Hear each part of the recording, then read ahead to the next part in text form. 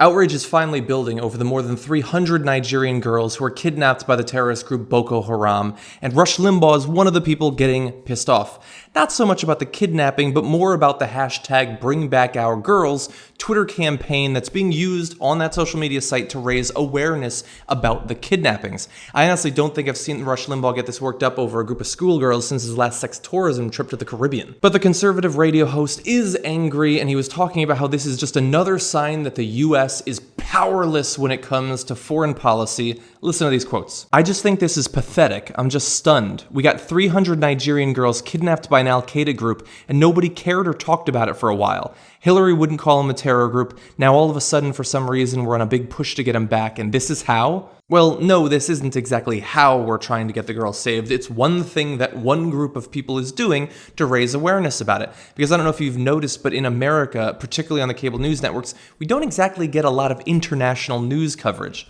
I doubt you'll get much of the Rush Limbaugh show either. And so this is one way of spreading awareness, and if you get people worked up about it enough, then perhaps they will push people like Hillary Clinton, Barack Obama, other executive department officials to do something about it.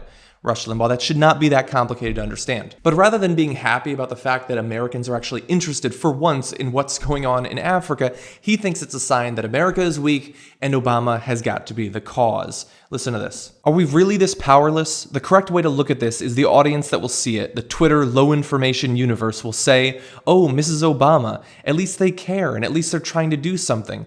If somebody sadly, unfortunately had a family member kidnapped, this might be what they would do, right? Well, no, that's probably not what they would do, because in that case, they could go to the police and try to get their family member recovered. The thing is, we don't have as much sway over what goes on inside of Nigeria if you're just a regular person trying to operate your day-to-day life on Twitter.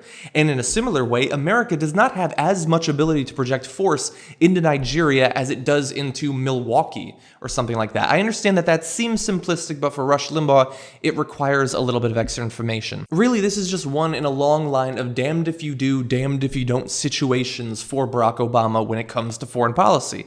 Think back to Syria. They were mad at him both because it looked like he might be going into Syria and also because he wasn't doing enough about Syria, when you know they would love nothing more than the US military to be running down the road to Damascus. When it comes to drones, they pretend to be as appalled by it as us libs about the fact that innocent people are being killed, in some cases even US citizens, without any sort of warrant, any sort of judicial oversight. They pretend to not like that when you know they cheer every time we kill one of those damn brown people on the other side of the globe. Turning to the situation that we see right now between Ukraine and Russia, tons of troops on the borders, all of the conservatives taking this opportunity both in the media and in Capitol Hill to say that Barack Obama should be doing more.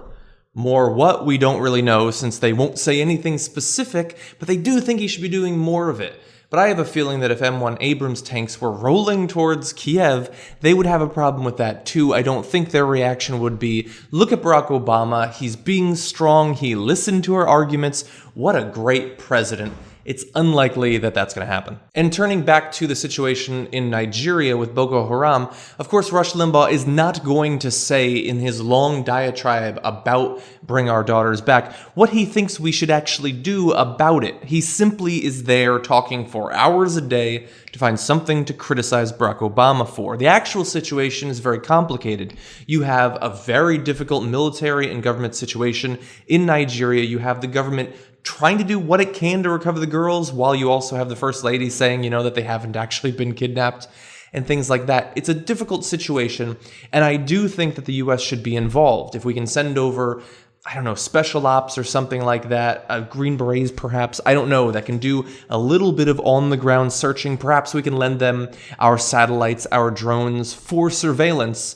I mean, if we can do all of what we've done to try to locate Flight 370, I think we can deploy some of that to find these girls.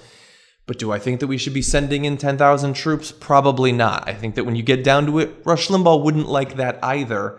But he's not paid to be accurate, he's paid to be hyperbolic. Now, of course, under any circumstance, it is difficult to get a conservative radio personality to give a damn about what's happening on pretty much any other continent, especially Africa. And in this case, realistically, what he's doing is just taking an opportunity to attack the First Lady and to make it seem as if all of these people who care about other humans outside of their immediate family on Twitter, they're nitwits, they're ditto heads, or whatever he wants to call them.